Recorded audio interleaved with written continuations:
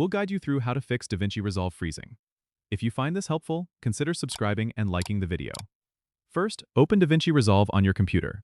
Once it's running, go to the top left corner and click on the DaVinci Resolve menu, then select Preferences. In the Preferences window, navigate to the Memory and GPU section. Here, you need to allocate more memory to DaVinci Resolve if you have the available resources. Increase the system memory and GPU memory limits to a higher value than the default. This can help DaVinci Resolve handle larger projects without freezing. Next, make sure that your GPU is set to Auto, or choose the specific GPU you want to use if you have multiple GPUs. This ensures that DaVinci Resolve uses the best available resources. Then, go to the User tab and click on Project Save and Load. It's a good idea to enable Live Save so that your work is constantly saved and you won't lose progress if the program crashes.